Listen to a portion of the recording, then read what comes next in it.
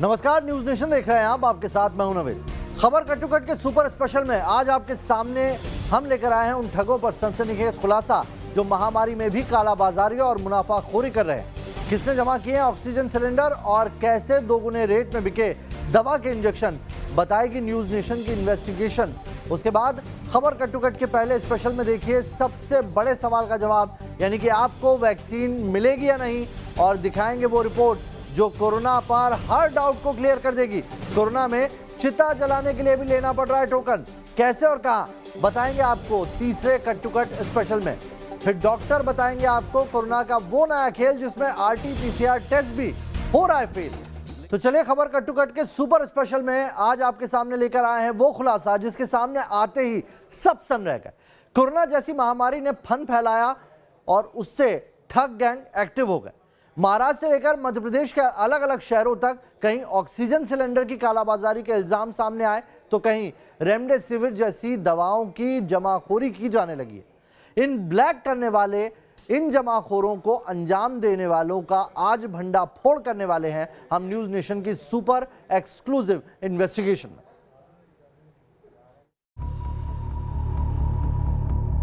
Gas welding की दुकान पर अवैध रूप से ऑक्सीजन सिलेंडर बेचने की शिकायत बार बार प्राप्त हो रही थी। 4 आरोपी को ताबे में लिया गया है और उनसे 7 रेमडेसिविर के इंजेक्शन से वो जब्त किए गए। कार्रवाई की गई है और 18 सिलेंडर, बड़े सिलेंडर ऑक्सीजन के जब्त किए गए।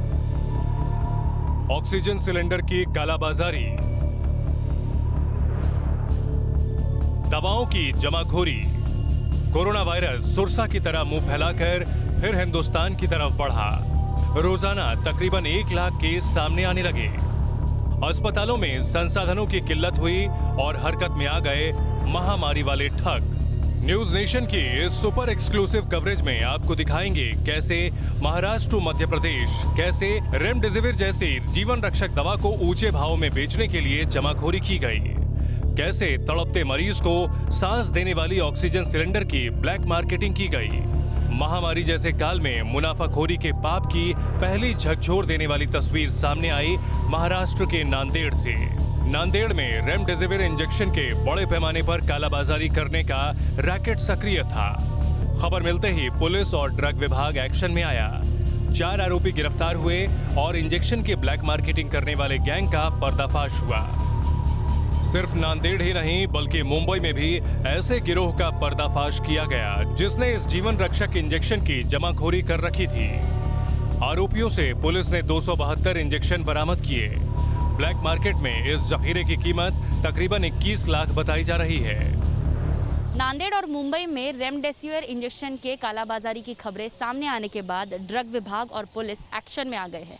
ऐसे में शक है कि ऐसे गिरोह अन्य शहरों में भी सक्रिय हो सकते हैं जिनकी जमाखोरी की वजह से बाजार में रेमडेसिविर इंजेक्शन की कमी आई है और ज़रूरतमंदों को इंजेक्शन समय पर नहीं मिल पा रहा है। महाराष्ट्र के साथ ही साथ मध्य प्रदेश में भी लोगों ने इल्जाम लगाए कि इंजेक्शन की ब्लैक मार्केटिंग की जा रही है जिसके चलते रेमडेसिविर इंजेक्शन आम लोगों को नहीं मिल पा रहा है। सभी जगह में है, सभी प्राइवेट हॉस्पिटलों में कहना है, वहाँ भी लेकिन कहना कि हमारे भर्ती मरीजों को मिलेगा। अब ये पब्लिक कहाँ जाएगी? सुबह 7 बजे से आए हुए हैं और ये इंजेक्शन नहीं दे रहे हैं और ना ही नंबर लगा रहे हैं कि भाई जो पहले आया जो बाद में आया तो उसको उस हिसाब से दे देंगे। क्योंकि नरसिंहपुर और करेली में कह दिया है कि टोटल स्टॉक नहीं है और राजेश फार्मा में जबलपुर में मिल सकता है। कल शाम को भी आया था, कल शाम को भी इन्होंने ये कह के बोल दिया कि स्टॉक खत्म है और बोर्ड लगा के रखा हुआ है। आज सुबह 9 बजे से आया हूँ लेकिन अभी तक कोई संतोषजनक उत्तर नहीं मिल रहा है। 2 घंटे हो गए ऑक्सीजन का बाटला में तड़प रहा है पेशेंट हमारे काकी जी।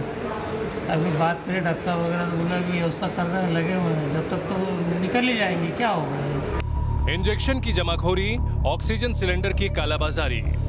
एक तरफ इंजेक्शन की जमाखोरी है तो दूसरी तरफ है ऑक्सीजन सिलेंडर की कालाबाजारी। देश के कई हिस्सों से ऐसी तस्वीरें सामने आ रही हैं जहां अस्पतालों में ऑक्सीजन सिलेंडर की कमी हो गई है। इस कमी की एक बड़ी वजह कोरोना के मरीजों की बढ़ती तादाद है तो साथ ही ऑक्सीजन सिलेंडर की कालाबाजारी को भी नकारा नहीं जा सकता। कालाबाजारी करने वाले लोग न सिर्फ सिलेंडर जमा कर रहे हैं बल्कि उन्हें औने पौने दाम पर बेच भी रहे हैं। बड़वानी, मध्य प्रदेश।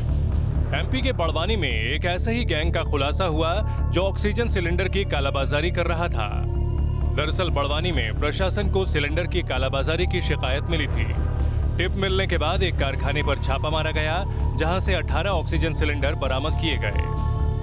10 लीटर का एक ऑक्सीजन सिलेंडर 7 से 10 हज़ार रुपये में मिल जाता है, लेकिन मीडिया रिपोर्ट्स के मुताबिक ये सिलेंडर इन दिनों 40 हज़ार रुपये में मिल रहा है, यानी 400 गुना ज़्यादा कीमत पर मिल रहा है। हालांकि सरकारी दावों के मुताबिक ऑक्सीजन की कमी नहीं है, लेकिन जहां भी ऑक्सीजन की कमी हो जाती है वहां मानो पैनिक फैल जाता है और इसी का फ़ायदा उठाकर कालाबाजारी करने वाले लोग अपनी जेब भर रहे हैं। कालाबाजारी का ये रैकेट सिर्फ हिंदुस्तान तक सीमित नहीं है। मध्य एशिया में कई बड़े क्राइम सिंडिकेट छोटे देशों में ऑक्सीजन सिलेंडर की तस्करी कर रहे हैं। पाकिस्तान में लाहौर ऑक्सीजन सिलेंडर की कालाबाजारी का अड्डा बन गया है। केन्या जैसे अफ्रीकी देशों में भी ऑक्सीजन सिलेंडर के औने पौने दामों में बिकने की खबरें हैं। ऑक्सीजन सिलेंडर जैसी जरूरत की चीजों की कालाबाजारी का असर न सिर्फ अस्पतालों पर पड़ रहा है, बल्कि वो कोरोना पेशेंट भी इसकी चपेट में आ गए हैं जो घर पर क्वारंटीन में हैं और उन्हें कभी कभार ऑक्सीजन की जरूरत पड़ती है। Team news nation. कोरोना को लेकर पूरे देश में हलचल मची हुई है। कालाबाजारी के चलते मरीजों को दवाएं नहीं मिल पा रही, तो वैक्सीन को लेकर केंद्र और राज्य के बीच बहस का दौर बना हुआ है। वैक्सीन की कमी की तस्वीरें अलग अलग जगह से आ रही हैं। राज्य सरकारें अपनी अपनी मांग को लेकर मैदान में है, तो केंद्र सरकार साफ कह रही है कि ऐसा नहीं है 1 या 2 दिन के अंदर वैक्सीन खत्म हो जाएगी। इस वाद विवाद के चक्कर में जनता के अंदर बार बार एक ही सवाल उठ रहा है, वैक्सीन खत्म हो गई या नहीं। वैक्सीन पर हर भ्रम को दूर करती देखिए अगली कट टू कट की क्लियर रिपोर्ट। गोरखपुर वैक्सीन नदारद क्यों है? क्या बताया जा रहा है? वैक्सीन बता रहे हैं खत्म हो गया, वैक्सीन शॉर्टेज। तो आप लोगों को फिर रोका गया है या फिर कहा गया? कोई सूचना नहीं है। तो कहा कि नोटिस लगा दीजिए, हम लोग चले जाएं। वैक्सीन खत्म हो गई, नोटिस लगा दीजिए, हम लोग चले जाएं। क्या फायदा खड़ा होने से। सेकेंड डोज लगवाने आए थे, वैक्सीन के न उपलब्ध होने के कारण आज लगाया नहीं जा रहा है। नागपुर सेंटर पर वैक्सीन है क्यों नहीं?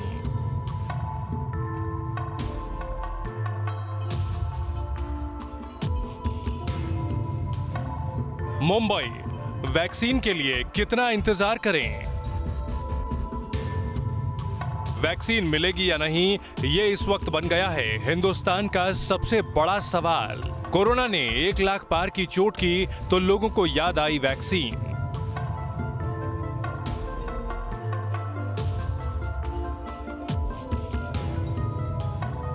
पहले की तुलना में वैक्सीनेशन रेट डबल हुआ।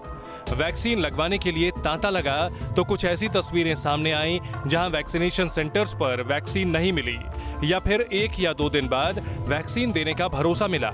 इसी अफरा तफरी के चलते केंद्र और कुछ राज्य सरकारें आमने सामने आ गई।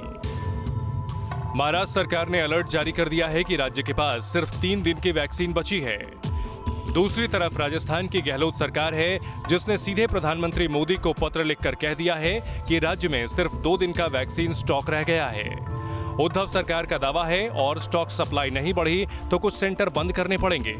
तो गहलोत सरकार कह रही है कि वैक्सीन की कमी से वैक्सीनेशन ड्राइव पर असर पड़ेगा।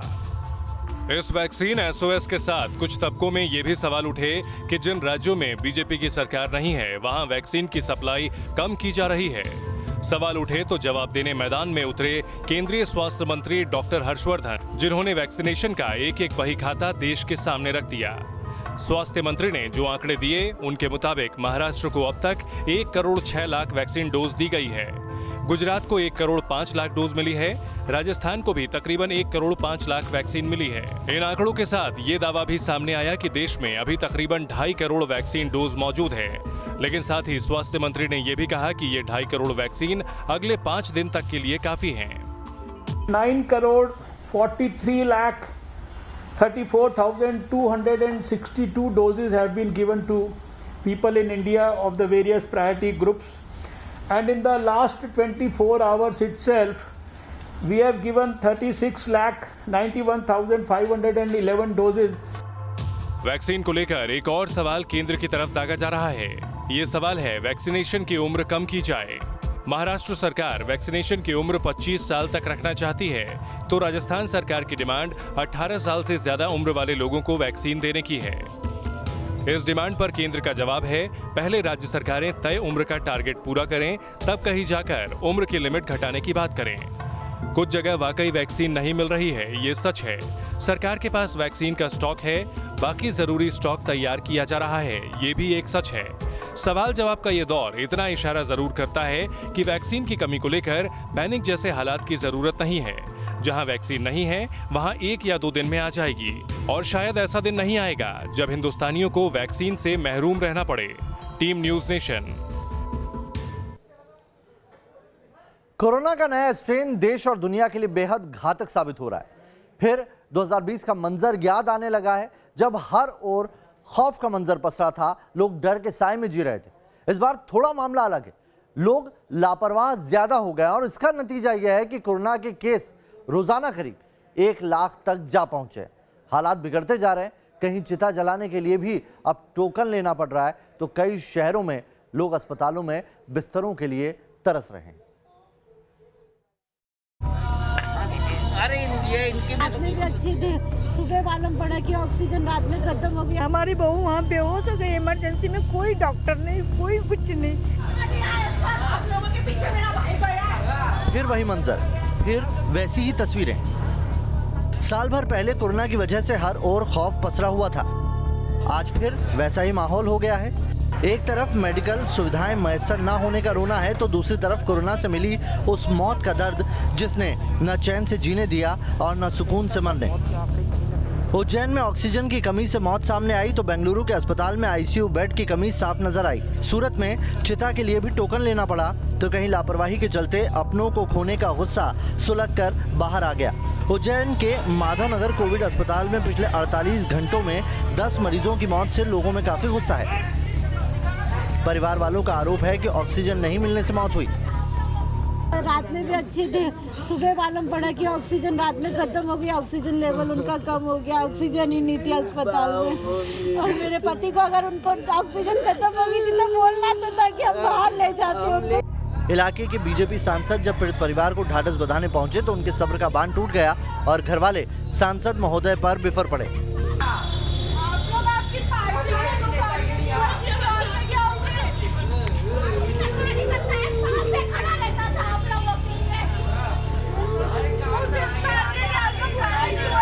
घरवाले प्रशासन पर लापरवाही का आरोप लगा रहे हैं, तो प्रशासन ऑक्सीजन की कमी की बात को सिरे से नकार रहा है। लिहाजा न्यूज़ नेशन ने खुद ग्राउंड जीरो पर जाकर पड़ताल करने की कोशिश की, मरीजों के परिवार वालों से बात की, जिसके बाद सच्चाई सामने आ गई। जो ऑक्सीजन जो खत्म हो गया था ना, उस रात को मेरे पापा की तबीयत सीरियस हो चुकी थी। यहाँ पर सुविधा, लेकिन कोई सुविधा नहीं है।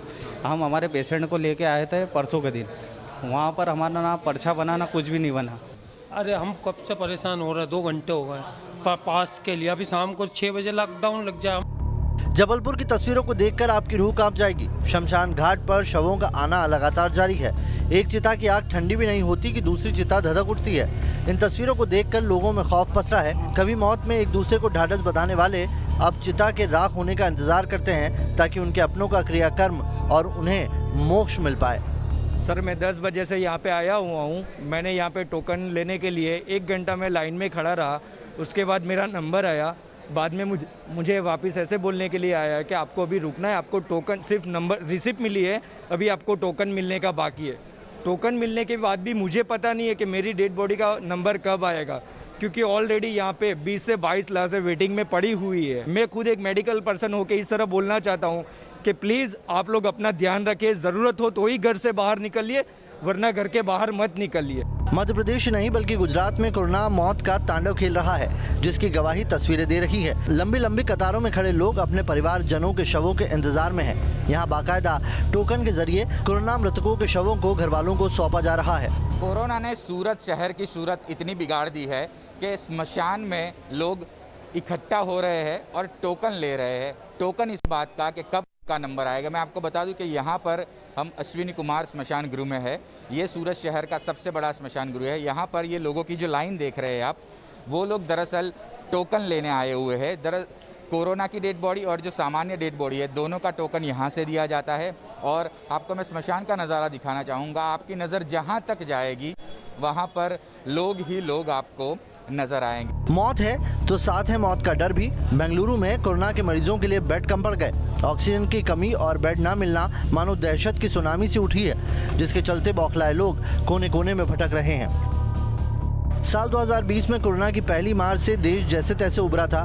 लगा मानो इस महामारी से मुक्ति मिल गई, लेकिन कोरोना की शक्ल बदली, लोगों ने लापरवाही की, साल भर की मेहनत मानो पानी हो गई और एक बार फिर शहरों से नाइट कर्फ्यू है, पाबंदियां हैं, मौत के आंकड़े बढ़ रहे हैं, रोजी रोटी छिनती देख मजदूर भाग रहे हैं और लग रहा है कोरोना फिर एक बार इंसान को अंदर तक दहला कर मानेगा।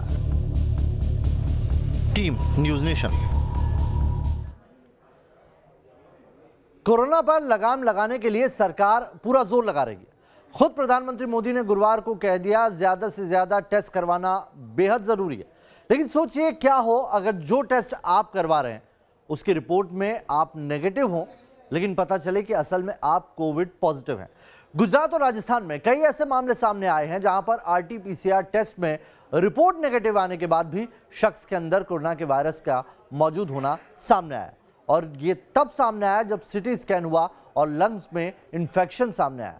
ऐसे मामले सामने आने के बाद अब लोग इसे कोरोना का ऐसा खेल कह रहे हैं जिसके आगे RT-PCR टेस्ट भी फेल साबित हो गया है।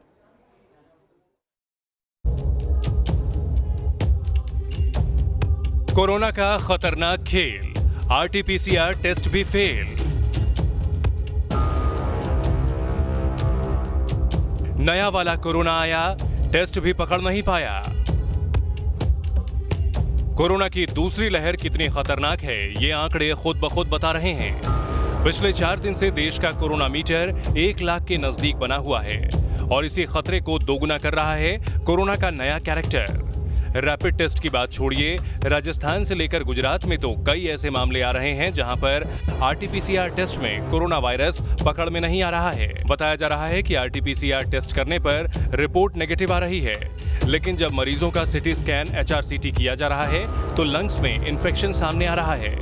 मतलब शरीर के अंदर कोरोना वायरस है, लेकिन वो RT-PCR टेस्ट में पकड़ में नहीं आ रहा है। राजस्थान और गुजरात में ऐसे मामले सामने आए जहां RT-PCR में नेगेटिव लोग दरअसल कोरोना पीड़ित थे।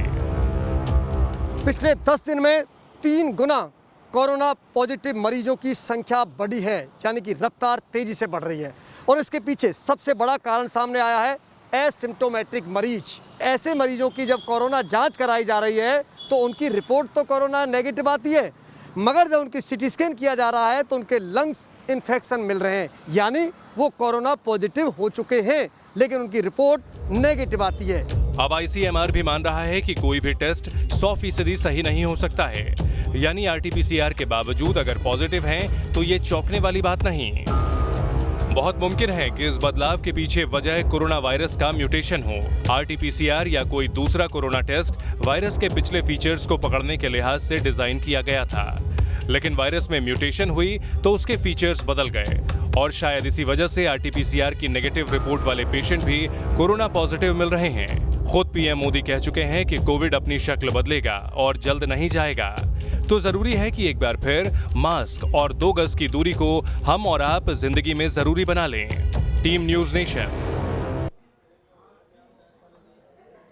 और चलिए जल्दी से आपको दिखा देते हैं देश भर में कोरोना को लेकर क्या अपडेट है। कोरोना के बढ़ते मामलों पर केजरीवाल सरकार ने फैसला सुनाया है। दिल्ली के सभी स्कूल कॉलेज को अनिश्चित काल के लिए बंद कर दिया गया है। वहीं बिहार में भी सभी शैक्षणिक संस्थानों को बंद करने का फैसला ले लिया गया है। यही नहीं, बिहार में धार्मिक स्थल भी बंद रखे जाएंगे। इस तरह का आदेश सरकार की तरफ से जारी किया गया है। और चलिए अब बात करते हैं हमारे खास शो देश की बहस किया, जिसमें आज आपने जो एजेंडा चुना है वो आपको बता दें। आज जो मुद्दा आपने चुना है वो है ज्ञानवापी परिसर के सर्वे को मंजूरी पर क्यों भड़के कट्टरपंथी। 70% लोगों ने इसे देश की बहस का मुद्दा बनाया है। तो देखिए आज इसी मुद्दे पर रात 8:28 पर दीपक चौरसिया के साथ देश की बहस।